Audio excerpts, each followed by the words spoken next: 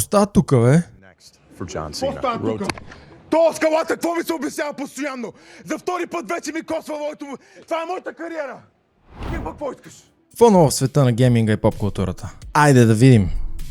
Baldur's Gate 3 е Game of the Year 2023, което означава две неща.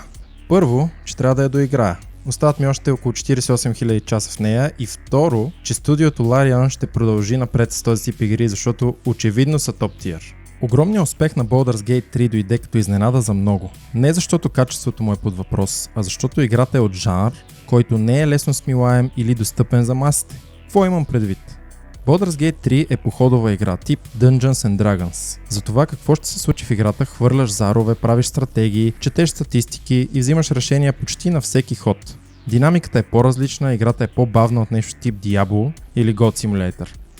Въпреки това обаче играта привлече супер много незапознати с този жанр фенове и се превърна в тотален хит. Малко като миналогодишния победител, който запали много хора по Souls-like игрите, като мен.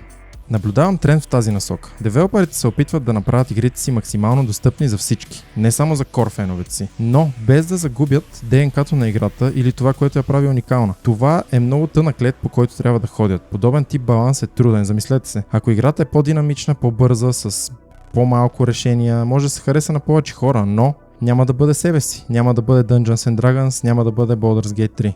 Ако играта има difficulty slider, удобна ти е винаги, независимо с кой лош се биеш, винаги пръскаш без нито един път да умреш, може би ще се хареса на повече хора, но няма да бъде себе си, няма да бъде предизвикателство, няма да бъде Elden Ring. Игра от предизвикателните жанрове, която има интелигентно поставени, ненатрапчиви системи за достъпност, така че да привлече дори скептиците към този жанр, се превръща в брутален успех и очаквам точно по този тънък лед да се опитват да вървят все повече студия за напред. Като говорим за тънък лед, едно от студията направо се хвърли зад борда. Fantastic, студиото, което прави The Day Before, обяви, че затваря врати и се разтурва само 4 дни след пускането на играта в Steam. Всеки, който я е купил, има право на рефънд, според твита на Майтона, един от инвеститорите в The Day Before. А ето и официалната нота от студиото, което за съжаление не може да продължи работа, защото играта се провали финансово и нещата спират до тук. Днес обявяваме затварянето на Fantastic Studio. За съжаление, The Day Before се провали финансово и ни липсват средства, за да продължим. Всички получени приходи се използват за изплащане на дългове към нашите партньори. Инвестирахме всичките си усилия, ресурси и човешки часове в разработката на Day Before, която беше първата ни огромна игра. Наистина искахме да пуснем нови пачове, за да разкрием пълния потенциал на играта, но за съжаление нямаме финансиране, за да продължим работа. На 7 декември играта беше пусната в Early Access и достигна връх от около 38 000 едновременни потребители в Steam, които 4 дена по-късно дропнаха до около 4000. През тези 4 дни също така The Day Before получи достатъчно негативни ревюта, че да попадне в 10 най-зле оценени игри в Steam. През годините The Day Before беше обект на доста диспути и дебати, извънредна и доброволна работа, различни забавяния, нарушени обещания и други. На този етап Fantastic са махнали съдържанието на YouTube канала си и са оставили само тази бележка в описанието. Благодарим на всички, които ни подкрепиха през тези трудни години. Беше фантастично пътуване през последните 8 години. Еми, братленце, сигурен съм, че има страшно талантливи хора от това студио и се надявам, че моментално ще бъдат грабнати от някои от другите активно действащи студия. И това ще остане като един горчив спомен в кариерата, от който са си взели поука и сега ще гледат само напред. По същия параграф, The Entertainment Software Association, ESA, обяви, че E3 официално спира да съществува. Ако не знаете, E3, съкратено от Electronic Entertainment Expo, беше ежегодно събитие, организирано от ESA в Los Angeles Convention Center, където девелопери, създатели и търговци имаха възможността да промотират предстоящите си заглавия и творби в света на гейминга. Имаше пресконференции, трейлери, геймплей, косплей, мерчандайз, представете си Comic-Con, но изцяло за гейминг.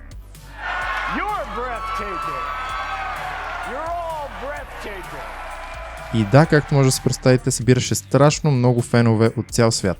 Последната конференция E3 беше през 2019 година, преди пандемията и други осложнения да попречат тя да се върне в пълна форма от тогава. Въпреки трудностите, ESA се опитваше да върне E3 по различни начини. E3 беше отменена през 2020 година в резултат на пандемията, през 2021 E3 беше изцяло дигитално събитие, а през 2022 беше тотално отменено. докато скоро не видяхме официално становище от ESA. След повече от 2 десетилетия, домакинът на събитието ESA реши да прекрати E3. Това заяви президента и главен изпълнителен директор на ESA Стенли Пиер Уи пред Washington Post.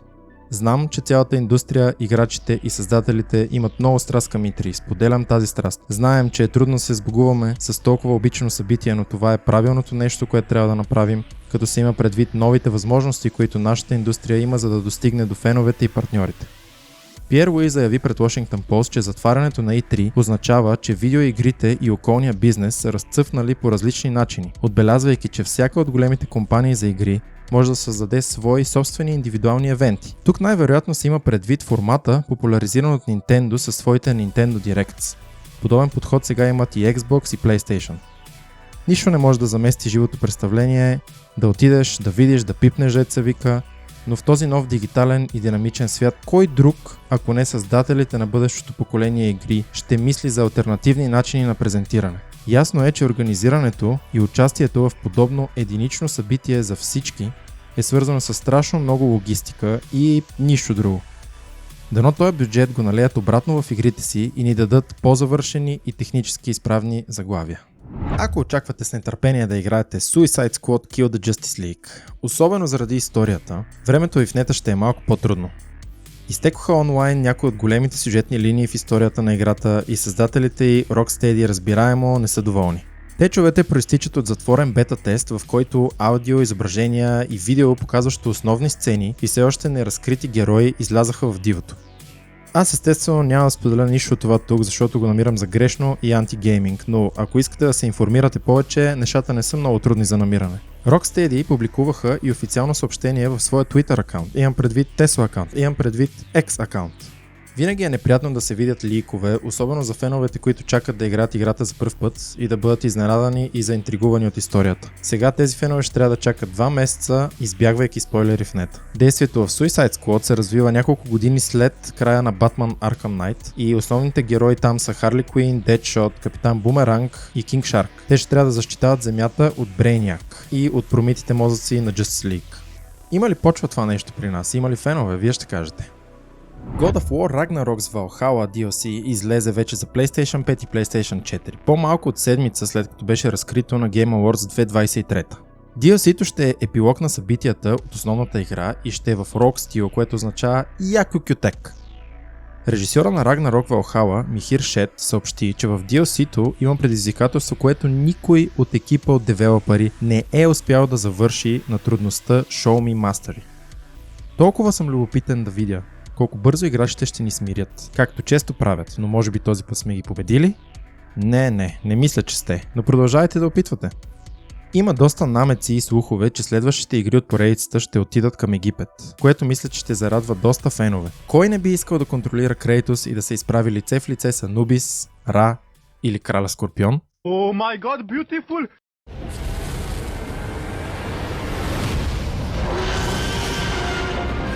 Феновете на Jurassic Park получиха приятна изненада по време на Game Awards 2023 с показването на нова игра, наречена Jurassic Park Survival. Трейлъра показва млада жена на име доктор Майя Джоши, учен от Инджен, поставена на остров Нубуар непосредствено след първия филм, всъщност един ден след като парка се проваля. Посредством нея ще изследваме отворения свят на Исла Нубуар, който ще изобилства от праисторически растителни видове и динозаври, избягали от клетките си. Като стил изглежда стелтът е по-застъпен отколкото екшън шутинга. Играчите ще трябва да използват стратегия и подход, за да избягват хищниците на Джон Хамънд или да станат поредната закуска. Аз съм голям фен на Jurassic Park, още от първия филм, не знам колко пъти съм го гледал. Сцената, в която за пръв път виждат брахиозавъра, се е запаметила в съзнанието ми и никога няма да излезе оттам. Като доста деца от моето поколение имах книжки за 2 неща. Космоса с планетите и динозаврите. Така че това заглавие удря доста лично за мен и ще го следя много изкъсо.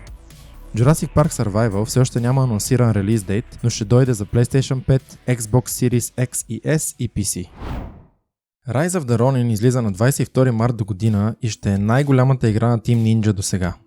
Премиерата на новия трейлър на Rise of the Ronin се състоя на Game Awards 23 година, представяйки исторически екшън битки в феодална Япония. След като нямаше почти никаква информация за играта повече от година, хоп, изведнъж излиза само след няколко месеца. Като заглавие, Rise of the Ronin се отличава с историческата си обстановка, като същевременно ще включва добре усъвършенствания комбат от Team Ninja. Това пише Ясуда, президентът на Team Ninja, в блога на PlayStation.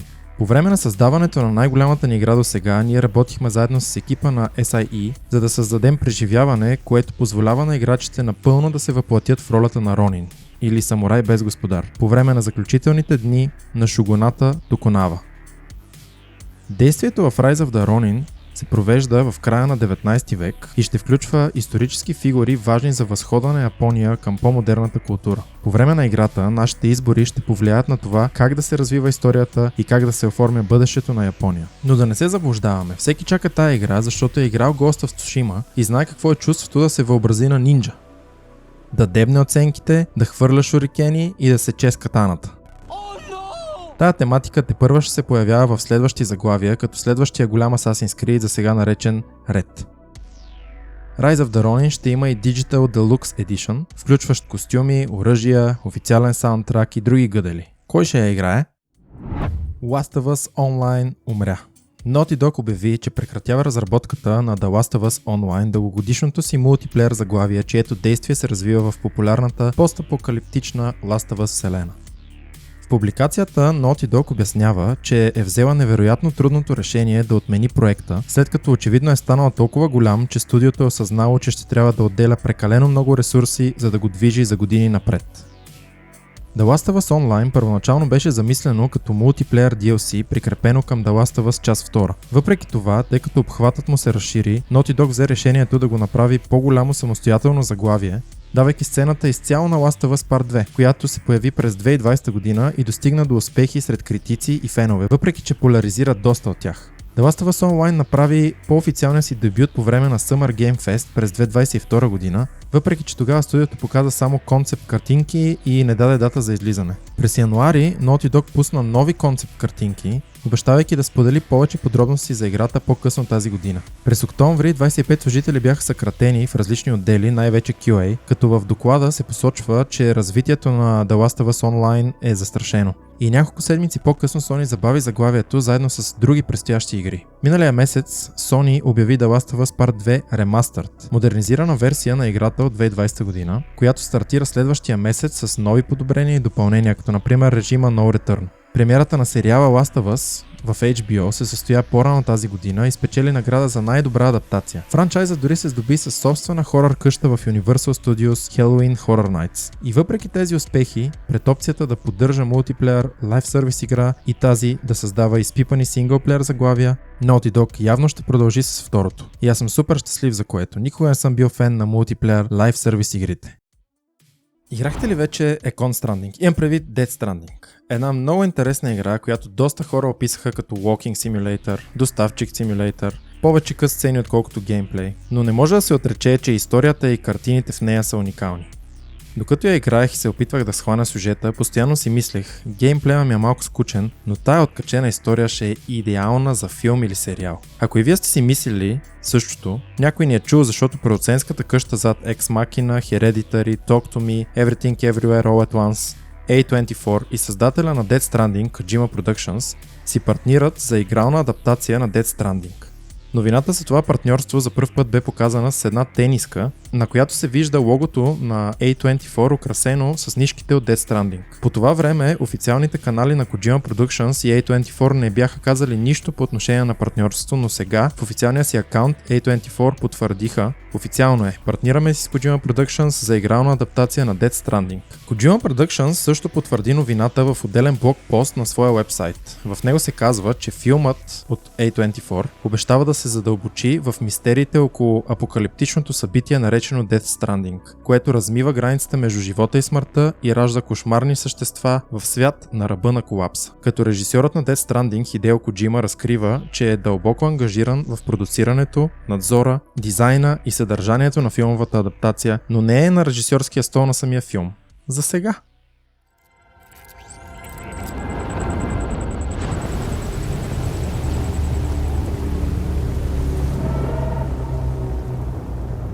А с вас ще се видим следващия път. До тогава вижте някой от предишните клипчета, ако искате. Ако не, пак ги кликнете и не ги гледайте. Айде! Бум!